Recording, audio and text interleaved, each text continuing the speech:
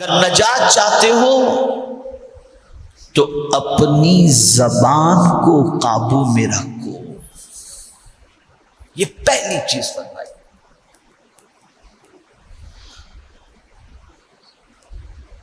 جب کوئی بندہ مومن اپنی زبان کو قابو میں رکھتا ہے تو آپ سمجھ لیجئے کہ 99% ٹینشن سے وہ نجات پا جاتا ہے۔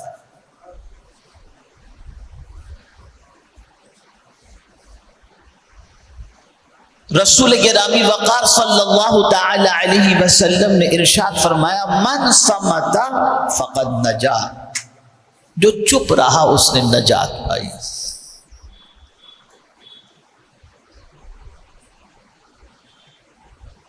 زبان کو قابو میں رکھو، یہ زبان ہے جس کے ارد گرد اللہ رب العزت جل جلالہ نے 32 دانتوں کا پہرا بٹھا کر کے رکھا ہے، اور کوئی جسم کا عضو ایسا نہیں جس کے ارد گرد اتنا پہرا بٹھایا ہوا ہو۔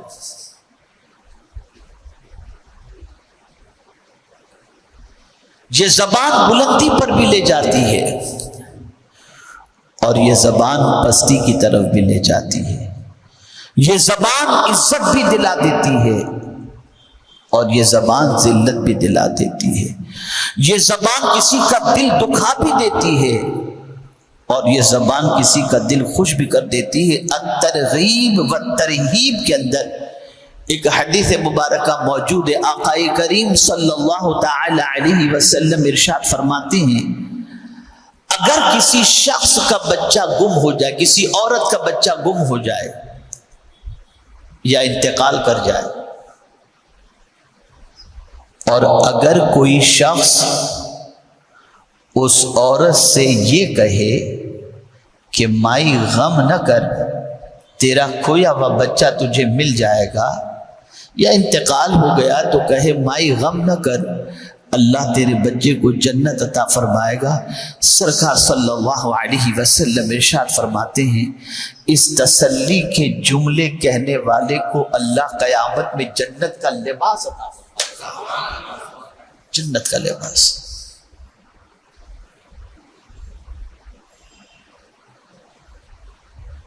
جملے سکون دیا کرتے ہیں۔ قرآن مقدس میں آقا کریم صلی اللہ علیہ وسلم کے حوالے سے فرمایا گیا، ان صلاتک سکن لہم،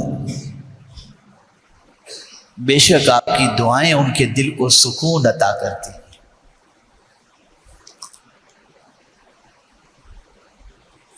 تو زبان سے کسی کو تسلی دو، زبان سے کسی کو راحت پہنچاؤ، زبان سے کسی کا دل خوش کر دو، زبان سے کسی کی ڈھارس بندھا دو، زبان سے دل نہ دکھاؤ۔ اسی لیے حضور صلی اللہ علیہ وسلم فرماتے ہیں، المسلم من سلم المسلمون بلسانہ ویدہ، مسلمان کون ہے؟ کامل مسلمان کون ہے؟ تو رسول اعظم صلی اللہ علیہ وسلم نے فرمایا، کامل مسلمان وہ ہے جس کی زبان اور ہاتھ سے دوسرا مسلمان محفوظ رہے، وہ اصل میں پکا مسلمان ہے۔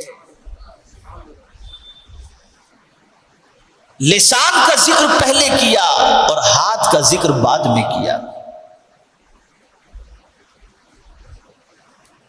من سلم المسلمون بلسانہ، پہلے زبان کا ذکر کیا گیا، لسان کا ذکر فوقیت اس کو دی گئی۔ کیوں؟ اس لیے کہ ہاتھ سے آپ زندے کو تکلیف دے سکتے ہیں، سامنے والے کو تکلیف دے سکتے ہیں، ہاتھ سے دور والے کو تکلیف نہیں دے سکتے، لیکن زبان سے تو مرے ہوئے کو بھی آپ تکلیف پہنچا سکتے۔ کوئی مر گیا، اس کی برائی آپ نے کی تو اس مردے کو آپ نے زبان سے تکلیف پہنچائی، کسی کے پیٹھ پیچھے آپ نے اس کی غیبت کی، آپ نے اس کو تکلیف پہنچائی۔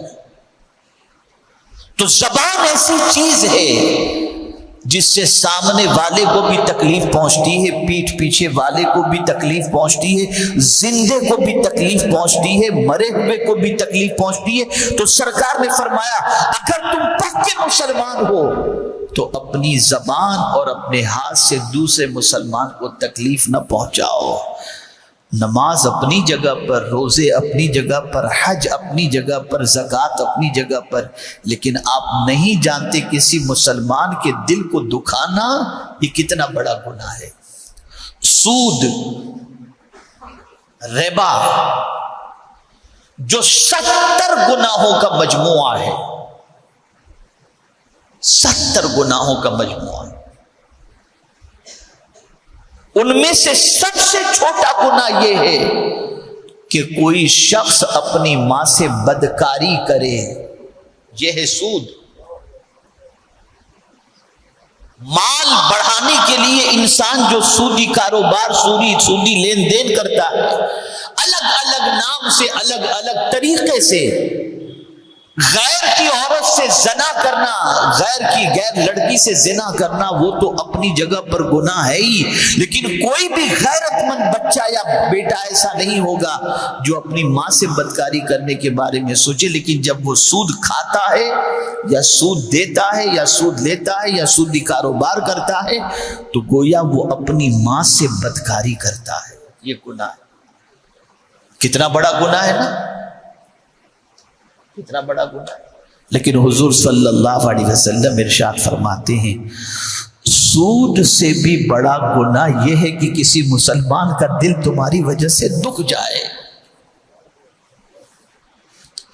کسی مسلمان کی دل آزاری، یہ سود سے بھی بڑا گناہ ہے۔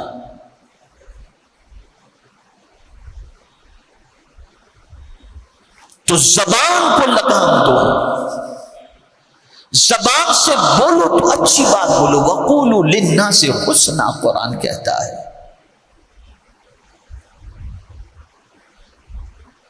وَقُولُوا قَوْلًا سَدِيدًا قرآن کہتا ہے۔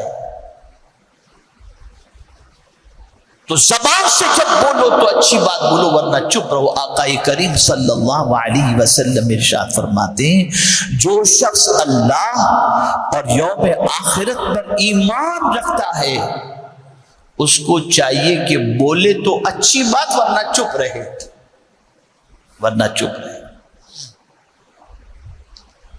تو سرکار صلی اللہ علیہ وسلم نے سکون کی ایک وجہ بیان فرمائی، ایک طریقہ بیان فرمایا کہ اپنی زبان کو لگام دو، جتنی ضرورت ہو بولو ورنہ چپ رہو۔ دوسری چیز آقا کریم صلی اللہ علیہ وسلم ارشاد فرماتے وَلِسَعْيَكَ بُيُوتُكَ، اپنے گھر میں پڑے رہو، یعنی اس کا مطلب یہ نہیں کہ کام کاج نہ کرو۔ وَلْيَسَعْكَ بُيُوتُكَ، اس کا مطلب یہ نہیں کہ آپ کام کاج نہ کرو، نماز کے لیے مسجد میں نہ نکلو، نہیں، اس کا مطلب یہ نہیں۔ گھر کو لازم پکڑ لو سے مراد کیا ہے؟ ضرورت جتنا گھر سے نکلو، باقی فالتو چیزوں کے لیے، فالتو کاموں کے لیے گھر سے نہ نکلو، گھر کو لازم پکڑ لو۔ وَلْيَسَعْكَ بُيُوتُكَ، اپنے گھر کو لازم پکڑ لو۔ اور جو شخص اپنے گھر کو لازم پکڑ لے، آوارہ گردی نہ کرے، بھٹکا بھٹکی نہ کرے، ٹائم پاس باہر نہ کرے، گھر میں بیٹھ کر اللہ عز و جل کا اور اس کے رسول صلی اللہ علیہ وسلم کا ذکر کرے تو گھر میں خیر و برکت نازل ہوگی۔ ابھی جو کورونا کا پیریڈ گیا، اس پیریڈ میں عورتیں تنگ آ چکی تھیں، میاں گھر میں رہ کر 10 منٹ کے بعد چائے بناؤ، اچھا ذرا یہ بنا دو، وہ بنا دو، آرڈر پر آرڈر۔ تو عورتیں دعا کرتی تھی یا اللہ جلدی سے کورونا ختم ہو، یہ کام دھندے پہ جائیں تو کم سے کم ٹینشن ختم ہو۔ شاید انہی کی دعا لگ گئی۔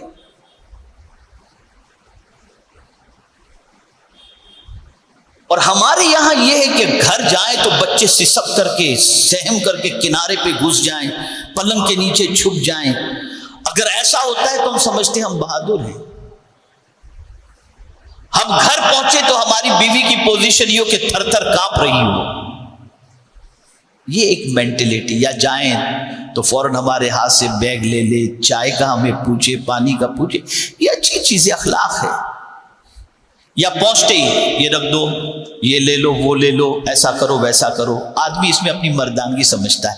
ہم ام المؤمنین حضرت عائشہ صدیقہ رضی اللہ تعالیٰ عنہ سے پوچھتے ہیں، یا ام المؤمنین ذرا یہ بتائیے کہ حضور گھر میں تشریف لاتے تھے تو سرکار صلی اللہ علیہ وسلم آپ کے ساتھ کیسے پیش آتے تھے؟ تو ام المؤمنین حضرت عائشہ صدیقہ رضی اللہ تعالی عنہ فرماتی ہیں، آقا کریم صلی اللہ علیہ وسلم جب گھر میں تشریف لاتے تھے تو کبھی حضور نے آرڈر نہیں کیا، بلکہ اپنا کام خود حضور اپنے ہاتھوں سے کرتے نظر آتے۔ یہ کب سیکھو گے؟ یہ کب سیکھو گے؟